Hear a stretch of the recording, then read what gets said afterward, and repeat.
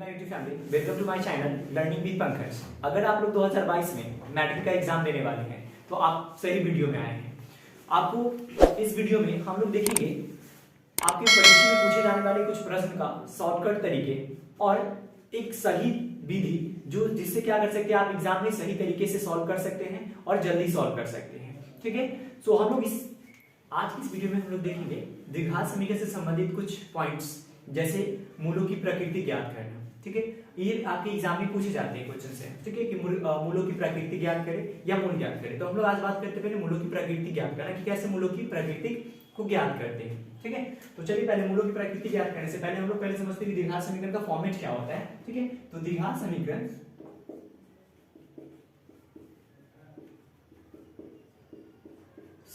Means px का एक format होता है बच्चे, वो देख लो, ax² plus bx plus c is equal to 0।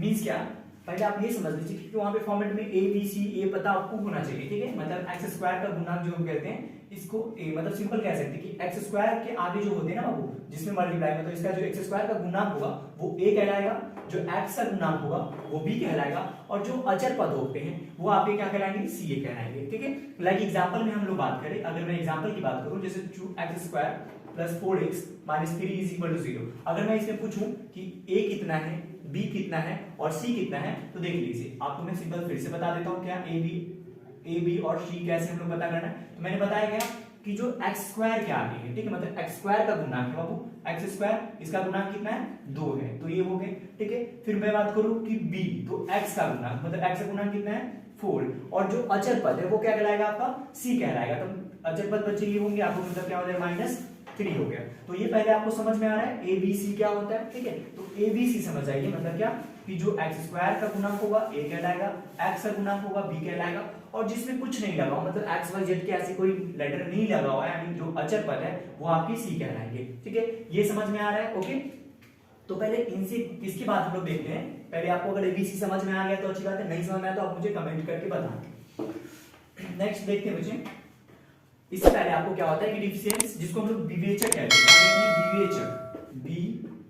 विवेचक या विविधतर भी कहीं कहीं पे इसका दिया होता है, जिसको हम लोग कैपिटल D से लिखते हैं। इसका पहले फार्मूला आपको जानना पड़ेगा। इसका फार्मूला होता है b² - 4ac। ये आपको फार्मूला पता होना चाहिए।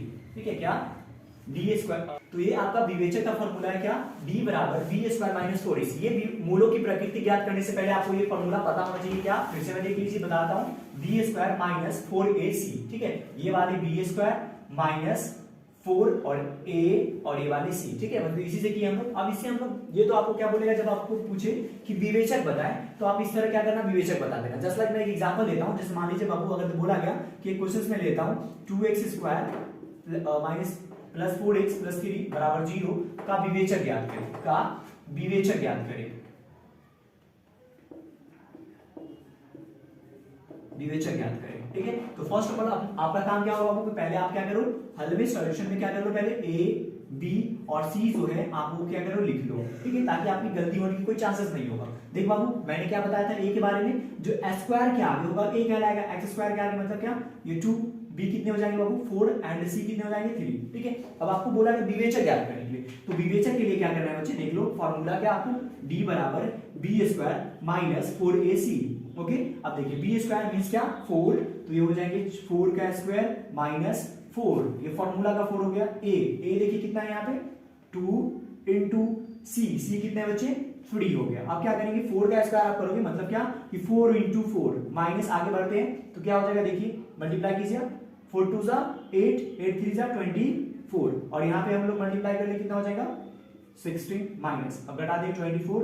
ठीक है, तो यहाँ पे क्या हो जाएगा, घटेंगे तो क्या हो जाएगा, 8 आ जाएगा। यहाँ पे क्या आ जाएगा आपका, 8 आ जाएगा। और बच्चे यहाँ माइनस साइन ज्यादा, इसलिए क्या करेंगे हम लोग, माइनस यहाँ दे देंगे। ठीक है, ये आपका आ गया विवेचक, क्या आ गया बाबू, विवेचक। तो जब आपको अगर बोले विवेचक याद करने के लिए, तो आप क्या करोगे, इस तरह याद, मतलब याद कर लोगे विवेचक। ठीक है, फिर से मैं समझा देता हूँ, देखो बाबू, विवेचक का फॉर्मूला ये होता है, क्या, b² - 4ac। आपको मैंने बता दिया कि स्क्वायर के आगे जो होता है बच्चे वो a होता है, x के आगे जो होगा b होगा, और जिसमें कुछ न लगा होगा वो c होगा। और जरूरी नहीं कि बच्चे यहाँ पे x ही हो, यहाँ पे y हो सकते हैं, मतलब कोई भी चर हो सकता है। ठीक है बच्चे, चलिए, तो ये आपका फॉर्मूला था बाबू, ये मैंने फॉर्मूला, और इसमें मैंने देखो बी स्क्वायर मतलब बी का वैल्यू हमारा 4 था, 4 का स्क्वायर कर दिया माइनस ये 4 फॉर्मूला का है इनटू ए कितना था 2 रख दिया, फिर सी कितना था 3 रख दिया। अब देखो बाबू 4 का स्क्वायर मतलब 4 को 2 टाइम्स करेंगे, 4 इंटू 4 कितने हो जाएंगे 16, इसको मल्टीप्लाई मैंने कर दिया तो आ गया आपका 24। अब क्या होगा 16 में से 24 को माइनस करोगे बाबू तो मतलब क्या हो जाएगा -8। अब आप सिंपल 24 में से 16 घटा दीजिए और माइनस साइन ज्यादा इसलिए मैंने माइनस कर दिया, तो ये आपका विवेचक हो गया। तो बच्चे अगर आपको विवेचक याद करने आ गया तो चुटकियों में क्या करोगे आप मूलों की प्रकृति ज्ञात करोगे। ओके, तो चलिए हम लोग देखते हैं कि मूलों की प्रकृति कैसे ज्ञात करते हैं। इसके लिए मैंने कुछ फॉर्मूला लिखता हूँ, वो पहले आप फॉर्मूला देखो।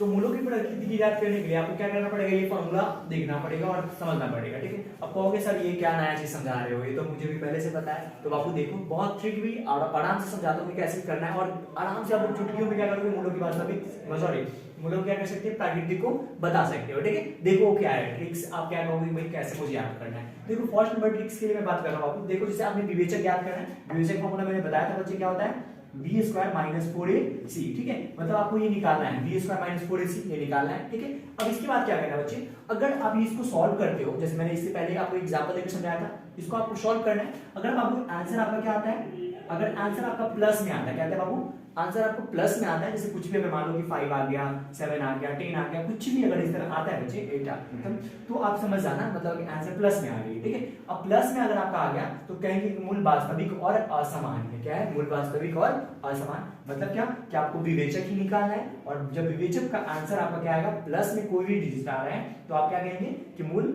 वास्तविक और असमान है। ठीक है, नेक्स्ट सेम रूल वही देख लो बाबू, सेकंड में क्या कह रहा है बच्चे, फर्स्ट तो समझ में आ गया कि आंसर प्लस आना चाहिए। दूसरा का विवेचक क्या कह रहा है कि अगर विवेचक निकाले और उसका आंसर अगर क्या आ जाए बाबू आपको 0 आ जाए, क्या आ जाए 0 आ जाए, याद रखना है क्या कि आंसर आपका 0 आ जाता है तो हम लोग बोलेंगे मूल वास्तविक और समान है या मूल वास्तविक और बराबर है। ठीक है, क्या याद रखना है कि अगर विवेचक का क्या आएगा आपका आंसर जो है 0 आ जाएगा, विवेचक सॉल्व करेंगे और अगर आपका आंसर क्या आएगा 0 आएगा तो बोलेंगे मूल वास्तविक और समान या बराबर है। ठीक है, मतलब समान है बराबर बोल सकते हैं आप दोनों। तो ये भी देखो सेकंड में क्या बच्चे सेम वही है, आपको विवेचक को सॉल्व करना है, वही वाले फॉर्मूला पे डालें। अगर आंसर आपका किस में आ जाता है बच्चे माइनस में आता है तो आप बोलोगे मूल वास्तविक नहीं होता, क्योंकि माइनस में कोई ऐसा रियल होता ही नहीं है, रियल वैल्यू नहीं होता है। ओके, तो अगर आंसर आपका किस में आ जाएगा माइनस आ जाएगा तो आपको बोलना है कि मूल वास्तविक नहीं होगा। ओके, तो चलिए मैं इस पे एक एग्जांपल देकर मैं समझा देता हूं कि कैसे आप याद कर लोगे बाबू, सेम पिछले वाले क्वेश्चंस की तरह। जैसे मान लीजिए मैंने एक क्वेश्चन यहाँ पे लिया एग्जांपल के तौर पे कि इसका मूलों की प्रकृति ज्ञात करना है। ठीक है, जैसे मान लीजिए मैंने बोला द्विघात समीकरण और 3x² माइनस 4x प्लस 2 का मूलों की प्रकृति ज्ञात करें, मूलों की प्रकृति ज्ञात करें। ओके बाबू समझ जाना, प्रकृति ज्ञात करें। ठीक है, ये क्वेश्चन है। ओके, तो आप चाहो तो वीडियो को पोस्ट करके आप लोग क्या कर सकते हैं इसका आंसर खुद से भी दे सकते हो, कमेंट करो मुझे। ओके, आपसे थोड़ा देर मैं रुकता हूँ, देखता हूँ कि आप लोग कितने बच्चे कमेंट करेंगे।